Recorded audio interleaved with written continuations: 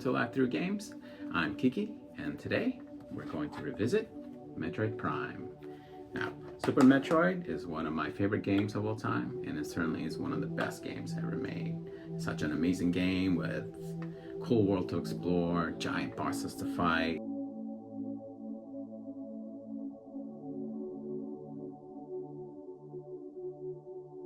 and secrets to find, and there were so many secrets.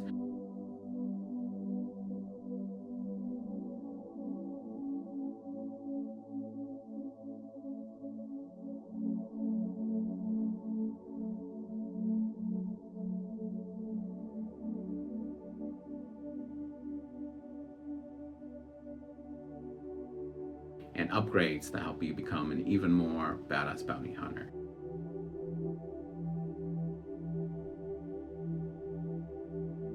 My friend and I would tell each other how, to beat some bosses and secrets to find. He even called Nintendo Hotline one time on how to beat Dragon because he was having trouble with it.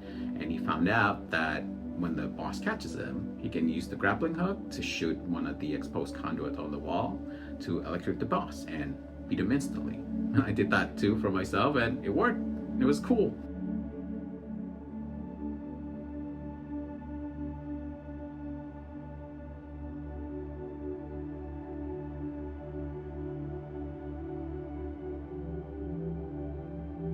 And when I got the Nintendo 64, I was excited for 3D Metroid because Nintendo was able to usher in this revolutionary era of 3D games with Super Mario 64, Star Fox 64, and of course, Ocarina of Time. And I thought surely they have to be making Metroid 64, right? It's only one of the most important pillars, and just thinking how amazing it would be, just based on the fact how well they were able to transition their other 2D classic franchises into the 3D world. But they never did.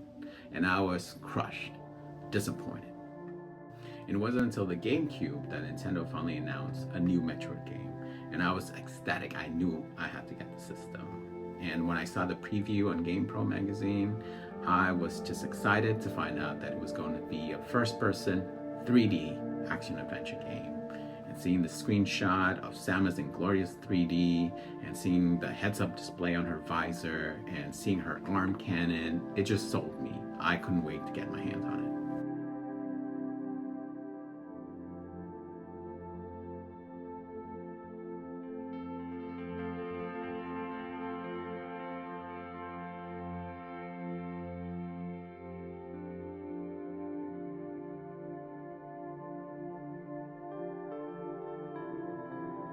And when I did play it and beat it, and 100% it no less, I have to admit I was a bit disappointed by it. I remember telling a friend how much I didn't like the game, and I was surprised by that, because seeing Samus in 3D was great, but playing her and playing the game didn't make me feel like the same badass bounty hunter like it did in Super Metroid. And after all these years, I always wondered why I didn't like the game as much as I was hoping to. So it was great to revisit the game and try to figure out why it didn't click with me. And for the longest time, I thought the first-person view might be the reason why I didn't like the game. At that point in my life, I didn't have much experience with first-person games, and for the most part, I wasn't a big fan of them because they would give me motion sickness. I played Doom on the 32X, and I could never play it for long because of that reason.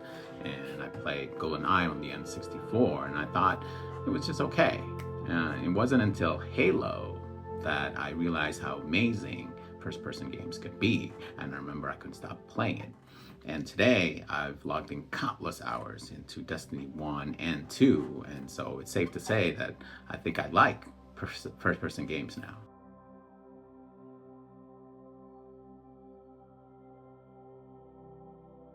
So, with fresh eyes and greater appreciation for the genre, I think the first-person view is actually a good choice as a way to increase immersion. And they did that really well with small details like how her visor would fog up when you walk into a puff of steam, and how sometimes you can see her reflection in battle. So I really get to experience the world through her eyes, and it is pretty amazing. But the one thing that is not amazing in first-person view is platforming.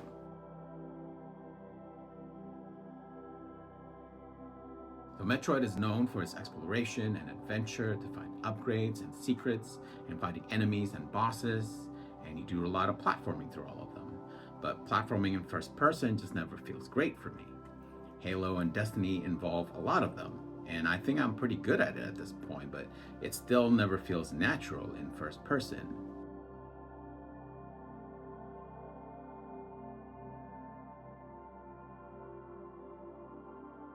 And I think it's worse in Prime because of the fact that I can't look down and around in the game as easily as I can do in modern games now, which leads me to what I think is the biggest problem with the game, the control. Okay, so this is how you control Samus. You move around with the left stick. You can also look side to side, but you can't look up and down with the left stick. You jump with B, shoot with A, missile with Y, and morph ball with X. If you actually want to look around, you don't actually use the C stick. What you have to do is hold R, and then you can look around. Up and down, side to side, all the way around, 360, but you can't move while you're in this view. If you want to lock onto enemy, then you have to hold the L. Once you do that, you can strafe around the target. You can also dash side to side to dodge any attacks. And if you want to switch to a higher target that is high above you, then you need to hold R first, and then hold L, let go of R. Now you're targeting the foes that are high above you. So the C stick is actually not used to look around. It's actually only used to switch between your beams that you get later on in the game. And the D-pad is to switch between the visors. Right now we have scan, combat, and there'll be other visors in the game later on. So you can see how in the heat of battle, this can be really cumbersome, especially if you want to target higher targets. Sometimes a miss like that. So, and then you need to remember which button to press and what you need to do. There's time even like just as simple as shooting a missile. I press the wrong button, instead I turn into a morph ball. So yeah, it can be very confusing, very difficult. It just can never get to be second nature with this control setup.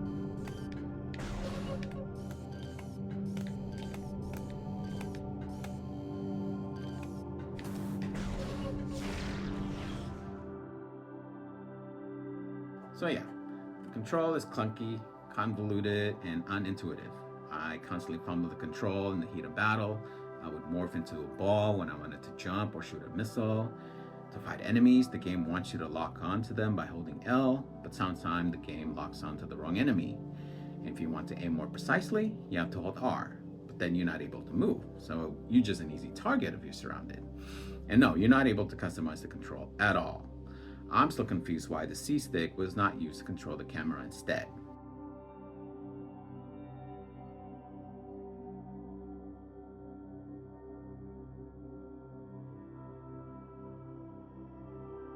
So this contributes to my overall feeling of how the game feels slow and clunky to me, almost claustrophobic.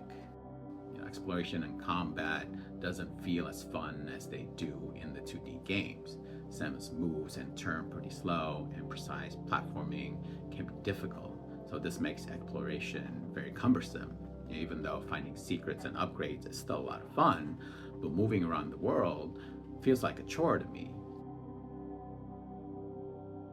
And she feels more like a tank rather than an agile bounty hunter. I feel like I'm stuck inside this heavy suit, and I don't feel as much agency of Samus in Prime as I did in Super Metroid and the other 2D Metroid games.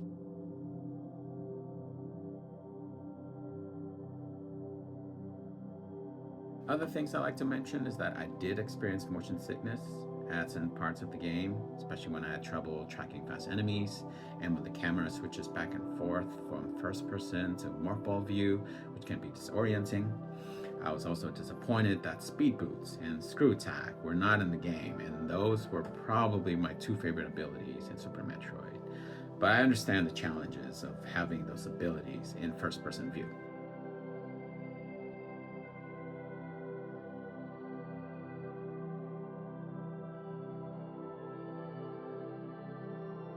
So revisiting Metroid Prime solidifies why I prefer and enjoy the 2D Metroid games more than the Prime series. I did give the Prime series a chance. I played Prime 2 Echoes, but I never owned it. I just borrowed it from a friend and returned it. I don't remember if I ever beat it, but I do remember having the same feeling towards it as I did in the first game.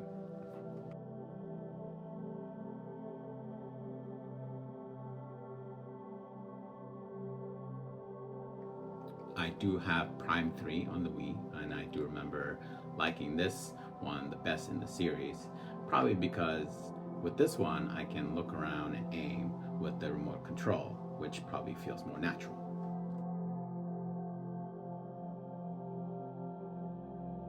Nintendo has released a remastered version of Metroid Prime for the Switch, and it does include the option to play with modern control, which I would imagine would probably help me enjoy the game better. But I don't have a Switch at the moment. I'm still waiting for a chance to get a Switch too. But even if I did, I'm not sure if I would replay Metroid Prime. I would just wait to play Metroid Prime 4 Beyond instead and see how the franchise has evolved. And maybe that's the one that I would really like. We'll just have to wait and see. Thanks for watching. Until next time.